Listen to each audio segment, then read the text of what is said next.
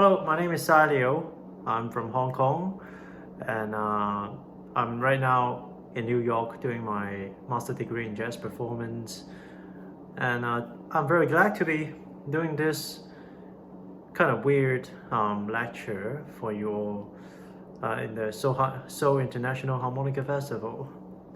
It's such a pity that we can't see each other right now, and it's such a pity that I have to do this myself on my own, and I can't even see it as doing as a live online live lecture because I can't see your comments. But I would try to entertain myself with some questions for myself, so I'll be answering.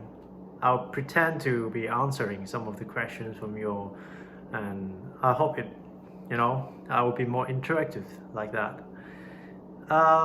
So in case you don't know who I am, I am a full-time harmonicist from Hong Kong. I perform mainly before COVID, and when COVID hit, there was no performance, and I sort of shift myself from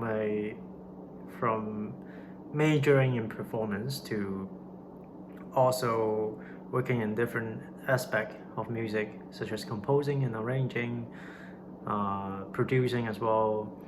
And then apart from being an artist, I also founded my record label with a few friends of mine, and I work in a music organization, a charity music organization in Hong Kong as an artistic director. So apart from being an artist, I also am an entrepreneur in some sort. So how should we begin with? This is quite challenging, I must admit. This is just 2 minutes, and I look at it, oh, there are like 58 minutes. What should we talk about? Well, there are a bunch of things we can talk about. I actually designed myself a few questions, such as the one that I actually used a few years back when I was in Seoul in the same harmonica festival, but it was in person, so it was much more fun.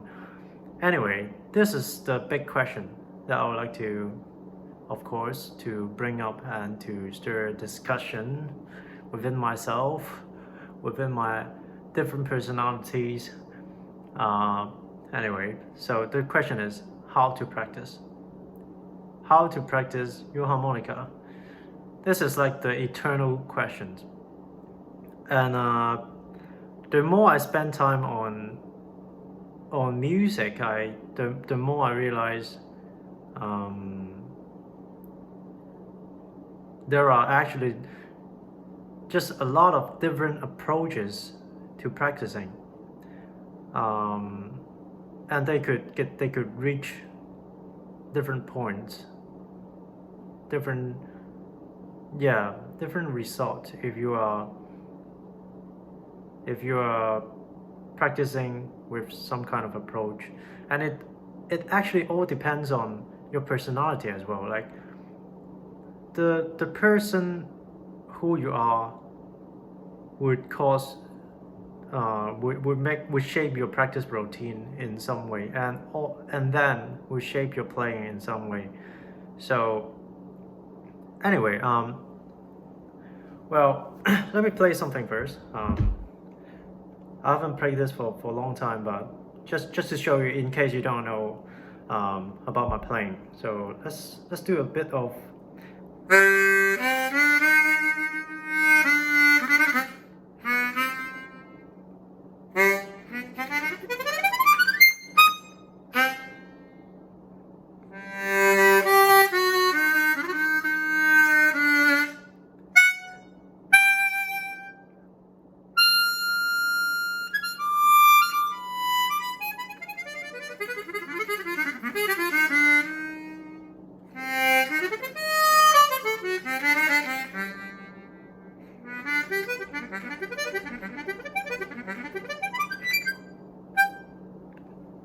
I just love using these short sections to demonstrate because it has vibrato, it has fast arpeggio, it has a lot of coordination needed in this short sentence. So just to demonstrate the result of my practice after years of practice.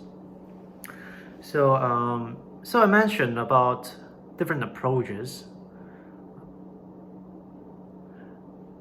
In fact, when I was younger, when I was around 15, I had lessons with Mr. Watani Yasuo, and he was one of my biggest influence by the time I was trying to reach the other level and also break the bottleneck of my harmonica playing. Basically, what I was lacking of is discipline.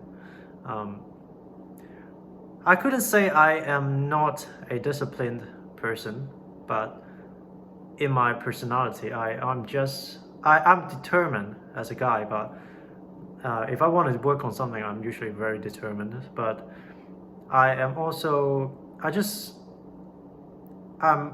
big lover of different things, various things, and that's why,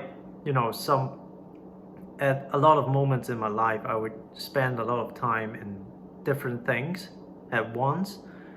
So turns out I don't have enough time for each of the items that I wanted to work on or develop. So the time I had the education from Mr. Watani was very influential to myself, especially because of the discipline that he was introducing to me, the discipline of practicing.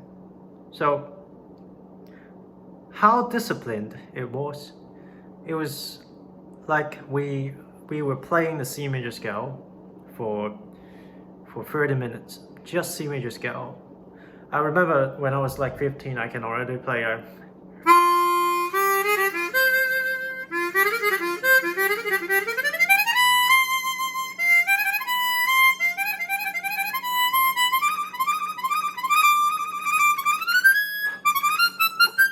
like this kind of stuff, like intermezzo giocoso. I play fast. But we were just working on C major scale.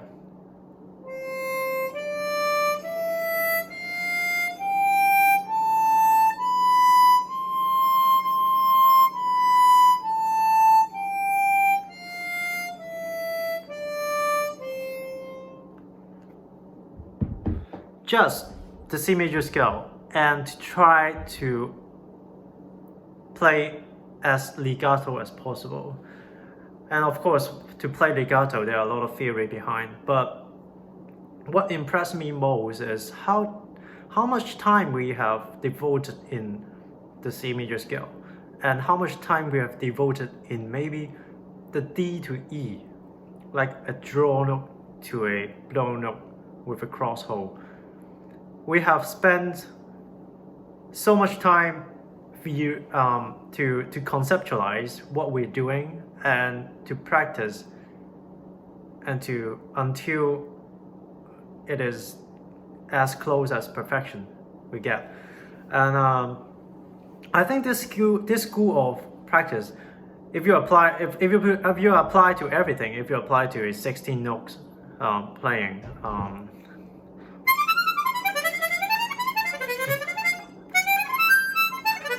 I forgot the lines, but if we apply this to 16 note playing, we can go into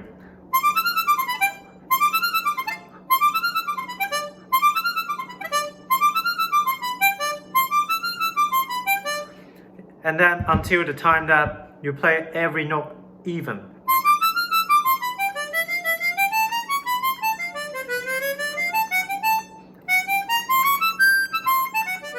I forgot the line, but what I was trying to say is the discipline.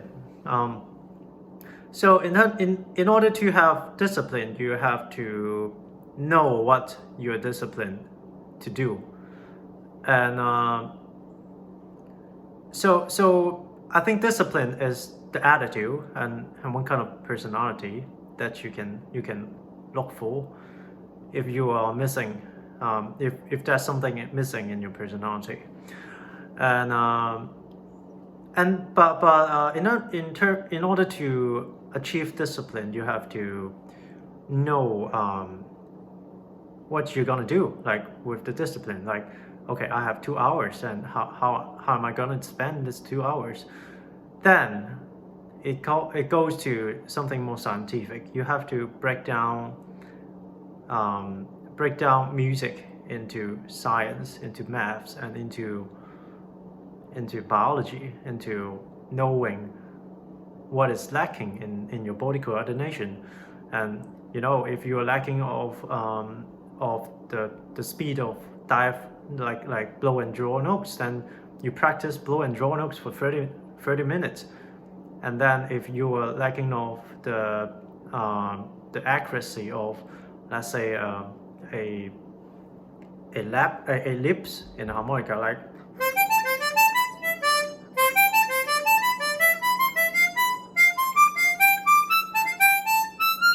like this kind of lips, then you practice that for 30 minutes as well. You find the problem and then you solve it disciplinedly. And if you do it over time, you will be able to play like a machine. You will only get better if you know the problem of your body, the problem of the coordination, the problem missing in the music. Let's say a phrasing. Oh, I couldn't do vibrato. That's why my ending phrase sounds so weak and so out of character. It's so dull. Then practice vibrato. Just keep finding. Being scientific and be disciplined. So that's the first. That's how I actually got to the technical ability that I possess right now. So, and then there are many other school of thoughts about practicing, about developing as an artist, such as very recently I've met one of the living legends, harmonicist, Mr. William Gillison. He's now in New York, and we talk about practicing as well. We talk about music, we talk about harmonica practicing, and it is very interesting to know how he developed his playing over the years and how different we are playing, how different we sound, even playing the same harmonica. So basically, he picked up the harmonica himself, and his influence was a lot of jazz musicians. And he actually was a jazz musician before he played harmonica. He picked up the harmonica when he was 17, and he played jazz guitar before. So that's another school of thoughts, is playing the harmonica, but not focusing on the harmonica. They are focusing on the music. So they spend more time on music, on understanding music, instead of practicing technically on harmonica.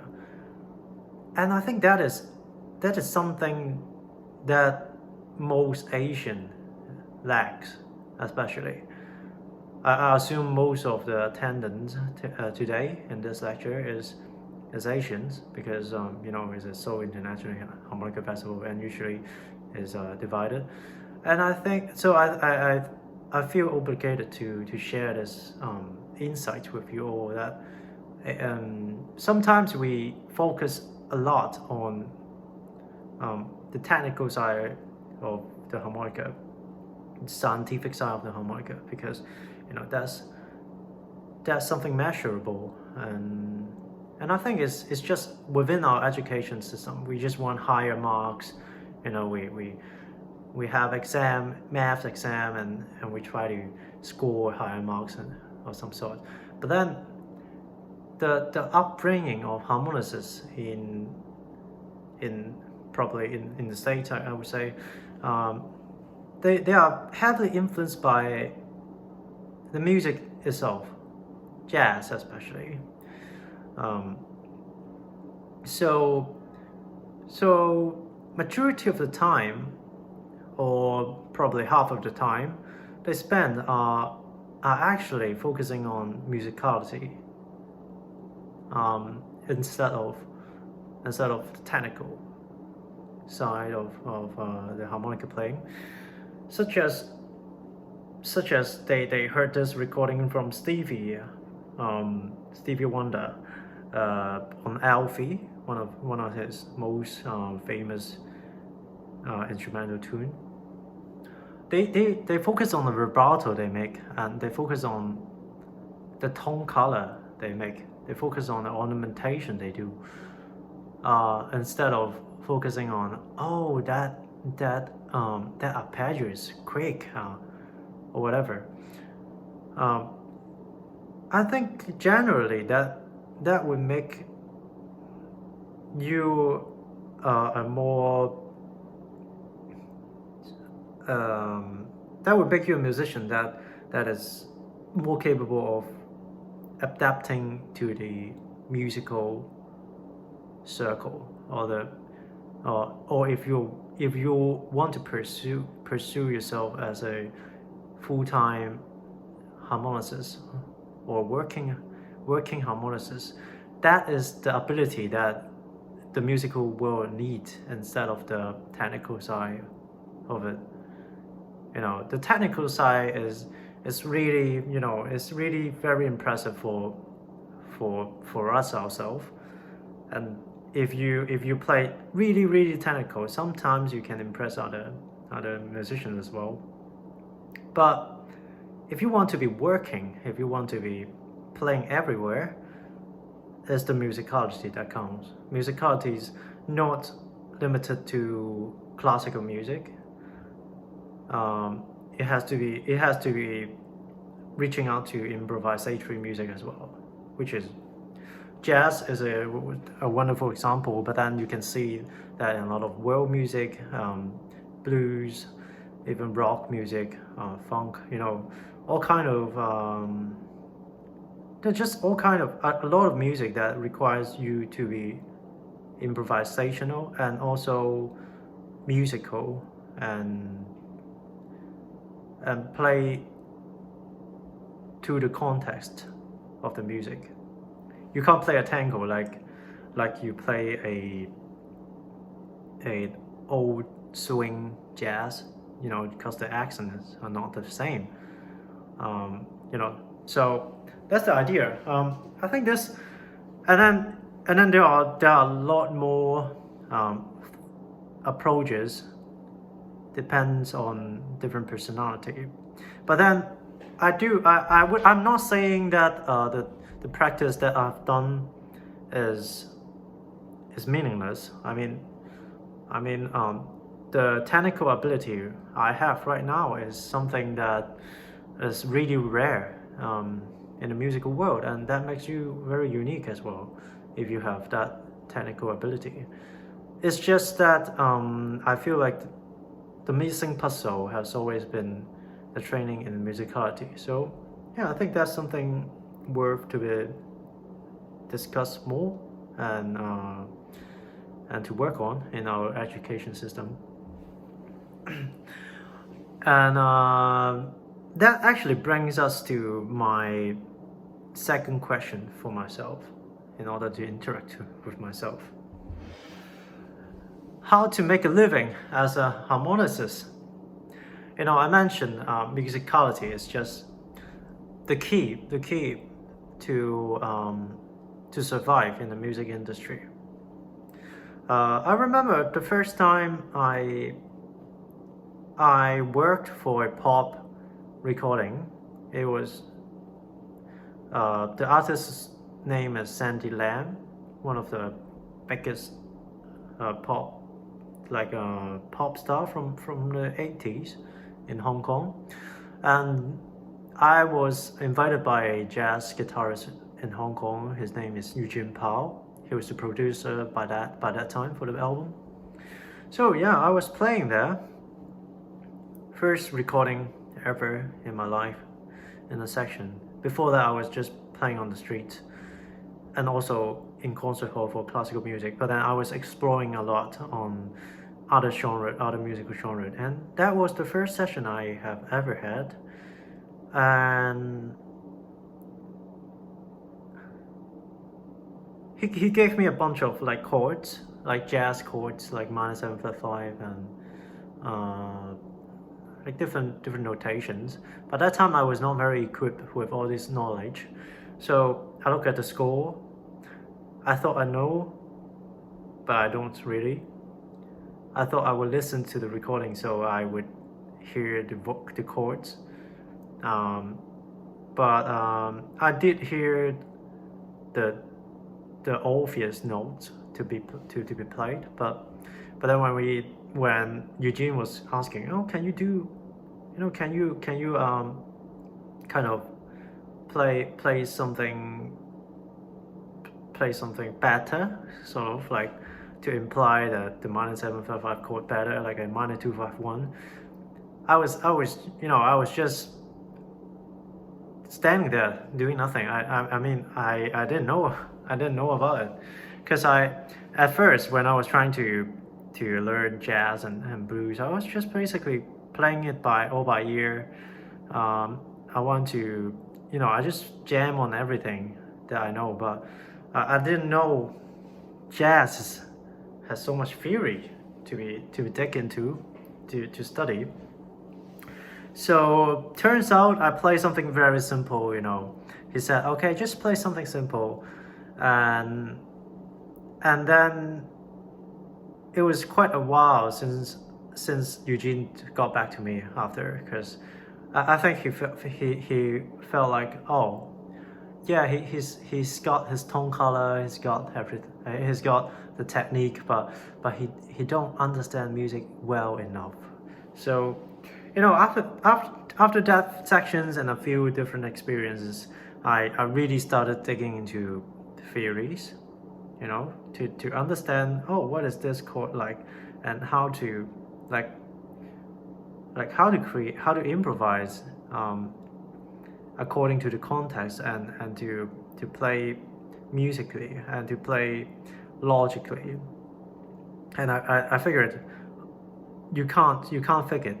You have to study all these theories in order to get it. So yeah, I spent some time to work on, to equip myself with better musical knowledge, which is super useful, and I would say even essential if you would like to be working as a full-time harmonicist. You can't just be able to play like a Sardis at 200 BPM and you know nothing about a 2/5/1, because most of the time you're working with pop musician, jazz musician, blues musician. Classical harmonica industry, I doubt if there's any market right now in the world. I wish there is, actually. Like Tommy Riley seems to be the last that actually got viral, and then we have different classical harmonicists, but they are usually just popular among their countries or whatever. They are not like world stars, such as Sigmund Griffin or whatever. Yeah, I wish, but classical music for harmonica is super rare. And if you would like to work as a recording artist, pop music, jazz music, rock music, other kind of music that is more like African American based music, usually required, would hire you better. There was just one time I worked for the Hollywood movie. It was pretty simple. It was like a 30 minutes job.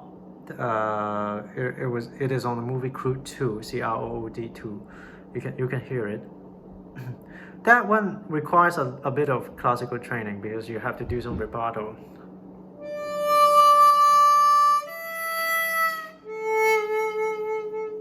like this kind of stuff. But if you just play classical and you don't understand music, maybe you will play the rubato wrong, in some way. So, that's a very key thing for you to know. And then to make a living as a harmonicist, I actually first was performing.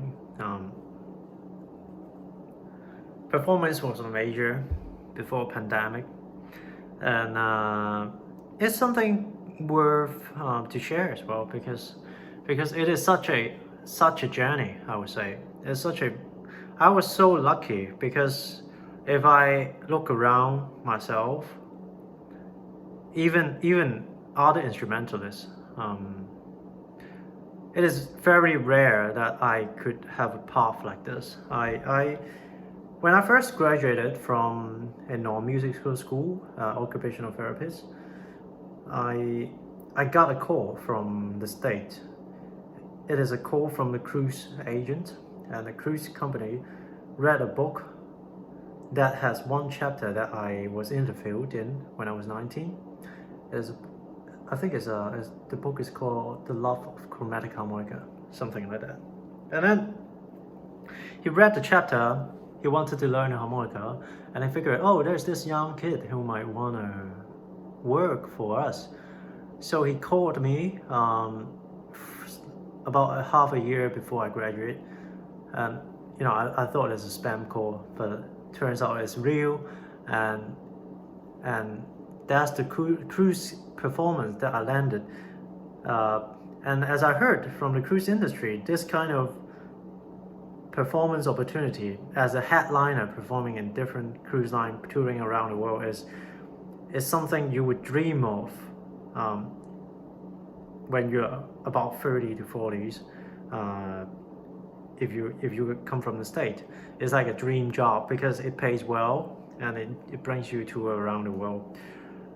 So I was just so lucky. Like when I first graduated, I landed gigs, cruise gigs, half a year later, and it keeps renew. Like I got very good feedback, fortunately, and it just every year it keeps renew, and I can always foresee what I'm doing half a year or even a year later. So that's like the security that I've got for myself, and I must say that is very fortunate, especially after pandemic. I doubt if the cruise company is going to be as prosperous as before. So since I've got the secure gig, and that secure my income, I actually earned better than a therapist working in a hospital, much better by that time. So I started having time for myself, to develop myself as an artist. So because when I'm on the cruise, most of the time I sometimes I perform 2 nights on a tour of 5 days. So let's say I have 3 days of day off, and I'll be working in my cabin, usually working on 3 things. The first thing, practicing jazz, practicing new classical pieces. That's something I was addicted to. I'm not as addicted right now, because I thought it's actually quite bad for my musical development. Anyway, the second thing is to write, to compose. And the third thing is to create material for social media. And social media is definitely the key to myself, because to my career, because working on a cruise, it's like you are playing for audience that are traveling on vacation, and they're usually very they are usually um, over 60s, over 70s, and they are not going to be your sustainable fans always. They are just going to be showing up that one night, and they remember you, they applaud, they give applause to you, and they go back to their hometown, and you're all forgotten. So nothing is developed, nothing is built on a cruise career. That's the disadvantage of being a cruise musician. So when I have all these extra time, I was working on my social media, and if you pay attention, if you scroll through my social media, you can see Instagram, Facebook, YouTube. I'm not that enthusiastic. I should be more disciplined for that, but you know, that's my personality. I probably need Mr. Watani to guide me through YouTube creation. Well, anyway, if you look at my Instagram, I think Instagram is the biggest thing right now. You can see a lot of posts that I've made throughout the years. You can see how I evolved from not knowing what to do to knowing what to do to knowing what to do but don't do it. So you know, at the very beginning of Instagram era, I remember I was not a fan of Instagram. I feel like it really kills all my times, occupied all my time, especially after I'm addicted. And it's like the world is so unreal. The virtual world is so unreliable. Like the girls, they with the you know, Photoshop photos, and when I see them in real, I'm like, oh, nope, oh, yeah, and yeah, I was actually not feeling good about Instagram at the very first, but then I remember it was my ex that pushed me to do it, and so I started using Instagram since I was like 20, about 20. And the first few years I had no idea what I was doing. I was just basically posting, you know, live things about life, and then when I get onto the cruise, I started having all this extra time. So I figured, okay, maybe I can work on this direction. Let's say I work on like classical. I play classical music on Instagram, you know, classical harmonica. Come on, I got all the championships since 10 years old. I mean, you guys have to love me, don't you? So I play, you know, I play classical music. I play Bumblebee. I play Prelude Dance, whatever. And no one cares. Seriously, no one cares. Especially like the classical music. So next, I was trying out singing. You know, I thought, well, the harmonica is an instrument that people don't like. Maybe singing works. You know, singers always have their career. So I sang. I would say I drew a different crowd of audience, but it's not a lot as well. It's not very responsive. And after that, I tried different things. I tried doing covers, and tried playing something jazz related. But then because I was not at the level that I needed for jazz by that time, so jazz didn't really get it. But covers for rock music, covers for like transcription for jazz solos. When I tag people there, let's say I was covering Bolivia, I tag them and they realize me and they repost it. And then over one night, I've got 1,000 followers increased. Especially when I was I only had like 3,000 followers by that time. I was like shocked.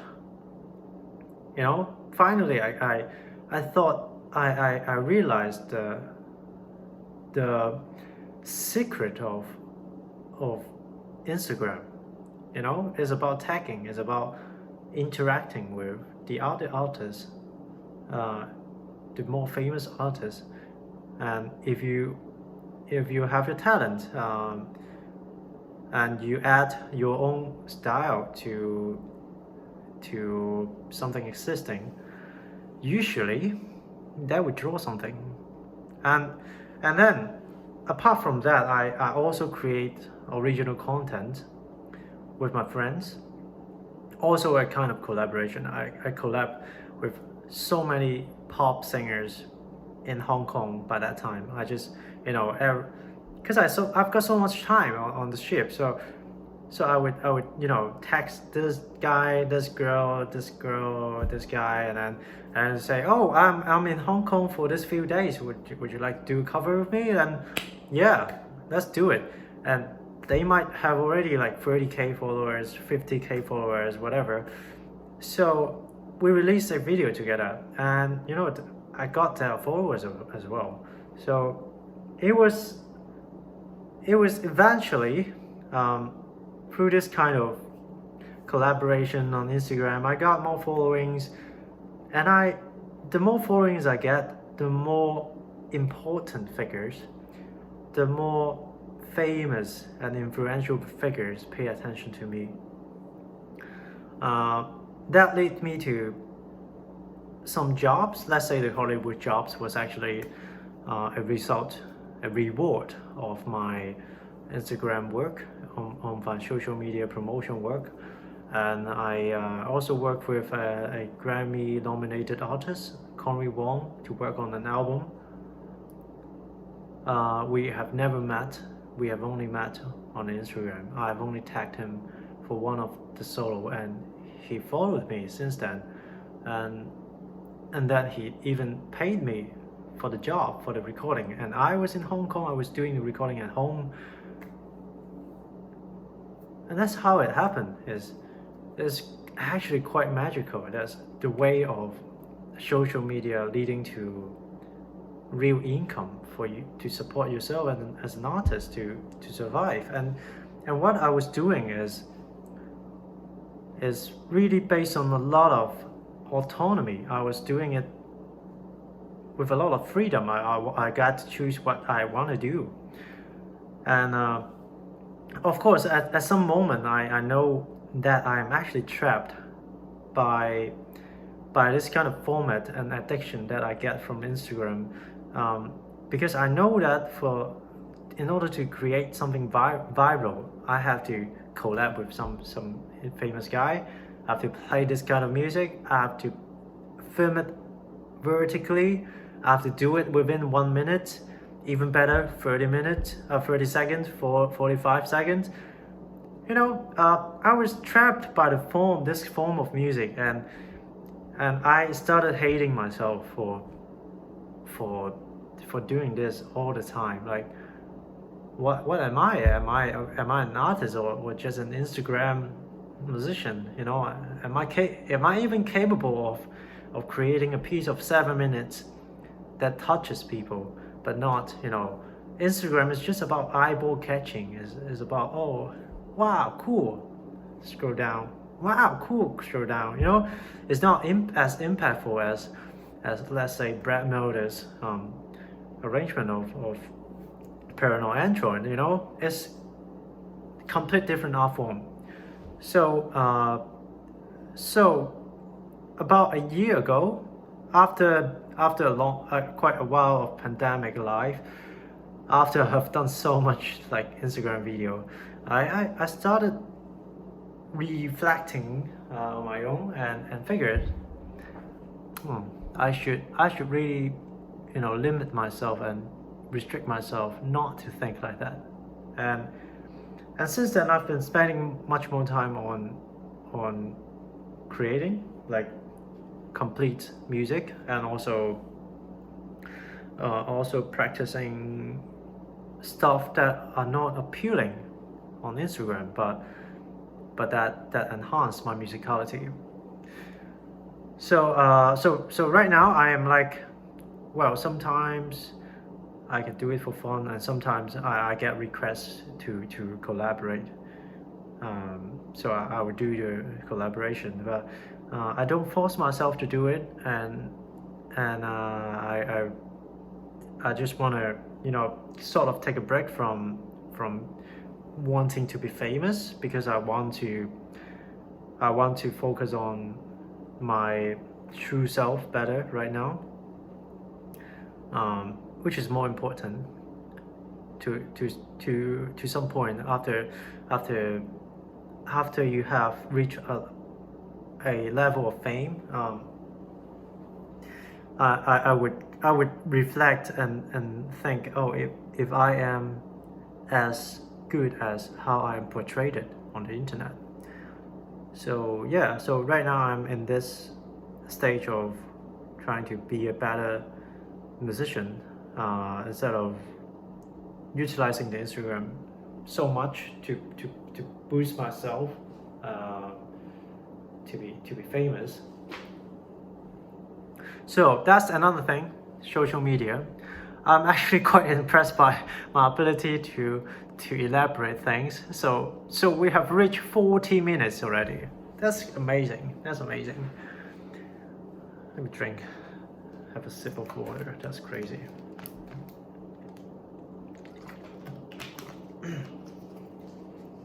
So we talk about performing and Instagram, and we were talking about living as a harmonicist. I think it also worth discussing is how to be an artist but not just a harmonicist, because being an artist is truly how you can really survive in the musical world.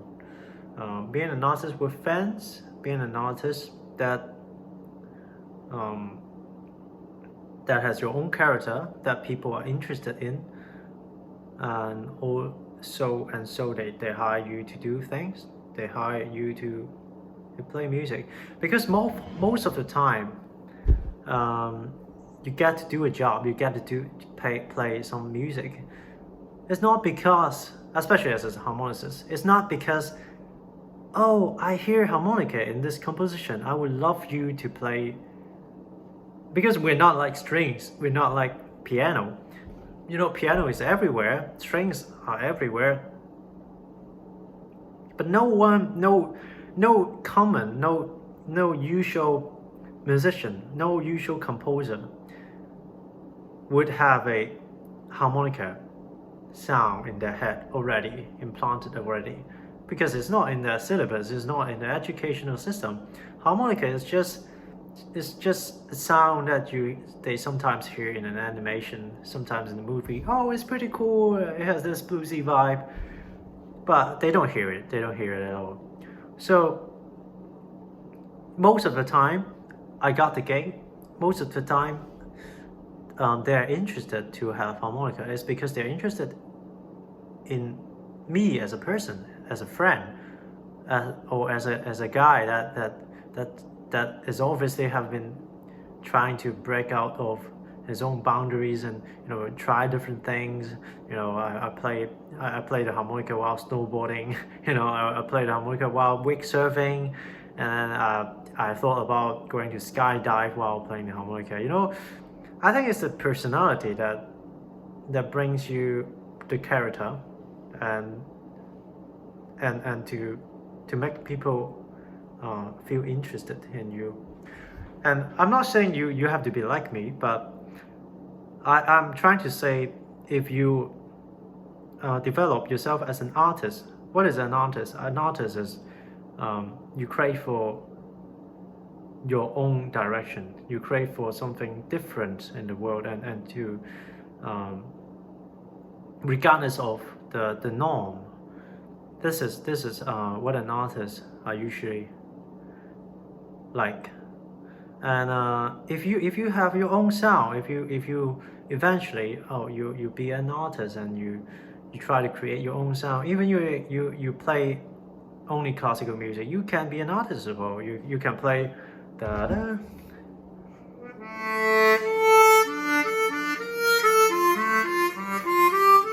You can play.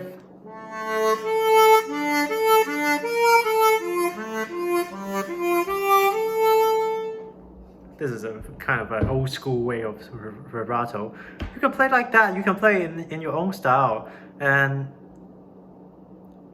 as I mentioned in the very beginning of this sharing, your personality shape who you are and shape how you play, how you practice. And in order to be an artist is also about understanding yourself and to play yourself, to play what represents you. You know, we all play the harmonica differently, and there must be some sound that represents you the best. Of course, I must say some of us are not born to be an artist, because some of our character might be more squared.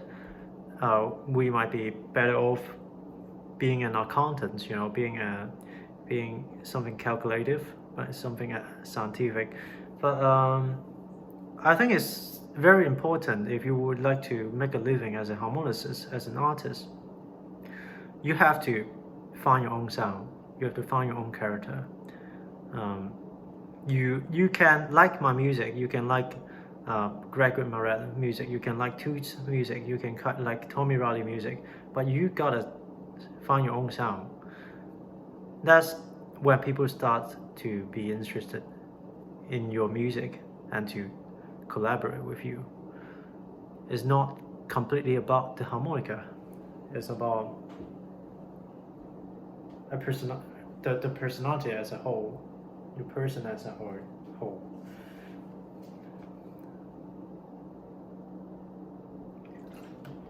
So I don't know if this is getting too philosophical, or I know some of you might not speak English very well. I wish there's a translator, but I hope you grasp what I'm talking about so far. So the next question I would like to bring to myself is something that every reporter would ask me. What is the challenge to be a harmonicist? What is the challenge? I must say, during the pandemic, I have had one of the most difficult time as a harmonicist ever in my life. When I was at school, harmonica I practice all day, but I don't have to care. I don't have to think about. I don't have to think about income. I just play and to be better, and we just want to be the best in the world. And some sort of, in our school we have this kind of spirit. So we were very motivated, and then with all the prizes, and also with myself being in Hong Kong, such a how to say, like capitalistic society, kind of like Hong Kong really values prizes to be put in shots. So I have had some good years after the prizes, and then I was working without worrying too much about my life, because of the cruise gig, and also the gig that comes after, a lot of tours opportunities. I was playing everywhere, touring around the world. Was super pleasant until COVID hits. COVID definitely kills all my performance opportunity, and I see no hope. And also because of the social movement in Hong Kong, it's much harder to create art in Hong Kong. So provided with these two backgrounds, I actually did consider quitting. Did consider, oh, maybe I'm better off doing something else. Like I shouldn't. I was just lucky that I could do it for a few years, but yeah, maybe I should go back to something else. In fact, it still come to my mind sometimes, this idea, but well, because harmonica is just not something the music industry need. It is like music is already luxurious. Performance is already luxurious in the society. And harmonica in the music is even more luxurious, let's put it that way, because we love harmonica.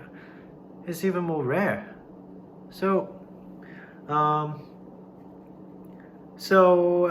at difficult times like this, you feel like you're useless. You are not contributing to the society at all. They don't need you, and you can't survive with that.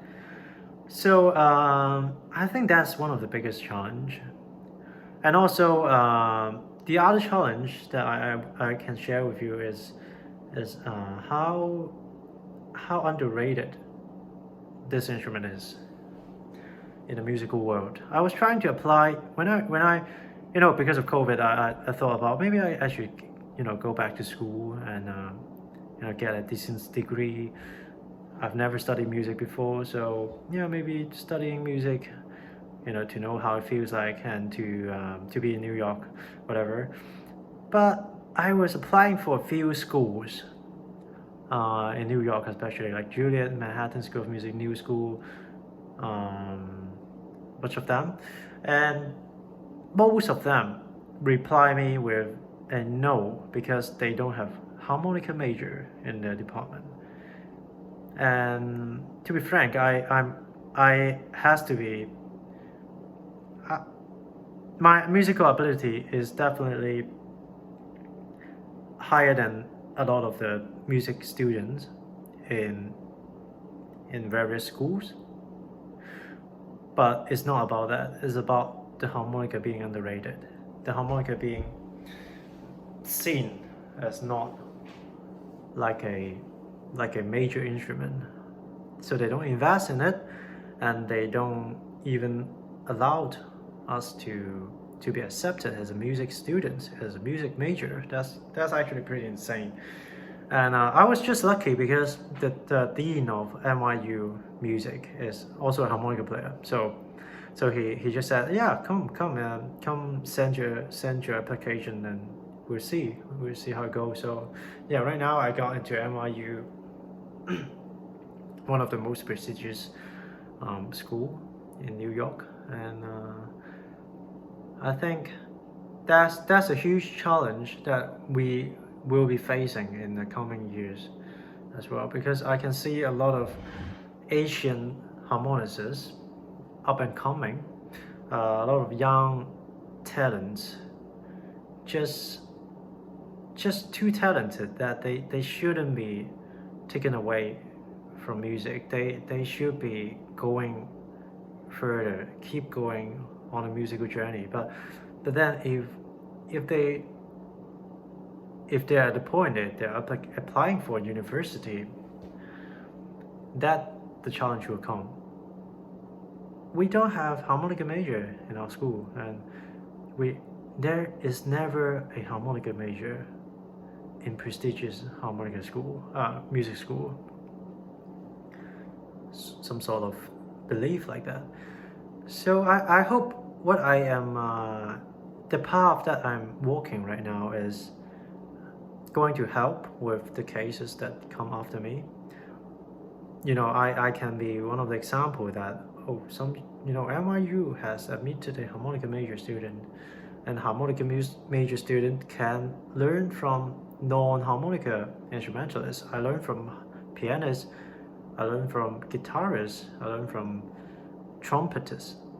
You know, I just learned from other instrumentalists, and it's the same. And so far it's working well. I don't feel inferior, and I feel like the harmonica deserves a place in a prestigious music school. So that takes a lot of effort and collective endeavor of the harmonica community as well. And in this last 4 minutes, if you have a question, please raise it, but I will see it. you can send it to my Instagram, and I will definitely answer that. We can talk about that. I had my last question as what is needed in the harmonica world, but it is such a huge topic that I can probably talk for an hour more. Now I know my true potential and my elaboration power in speaking. It's almost an hour. I've been talking non-stop. That's crazy.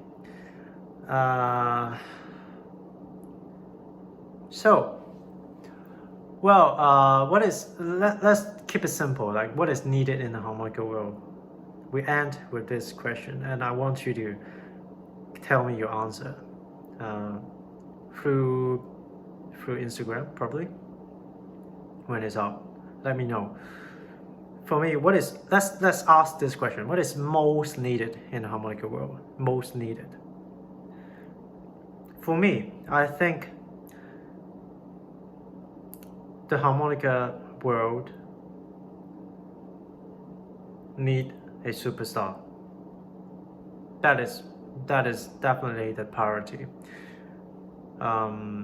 Toots, look at Toots. What Toots has influenced the American for his harmonica products during his entire life. Everyone knows about the harmonica. Everyone recognized the harmonica as a jazz instrument after Toots were born, were appeared. And but right now I don't think we have any superstars in the harmonica world. And I think we have to really gather and to push, the stars,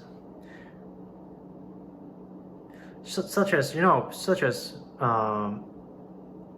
the old companies like Honor, or the major harmonica brand, Honor, Suzuki, whatever. I know that is not a really profitable business for harmonica right now, but if we have a superstar, and we have the superstar create a lot of fans, then there will be revenues, there will be profit, and I think it's worth boosting, putting all the capital into that superstar, to nurture the superstar, to package the superstar, to market the superstar. This is definitely something helpful for the entire world, for the entire global harmonica community, if we have a superstar coming out. And what do you think? Is it education? Is it the harmonica model? Is it the competitions, whatever? Yeah, let me know. I would love to hear it. And once again, thank you very much for having me in Seoul International Harmonica Festival. I know I've been talking a lot. I'm not sure if you're even paying attention, if you're quitted already, but if you are staying with me until this point, I am very, very grateful for your time to hear my thoughts.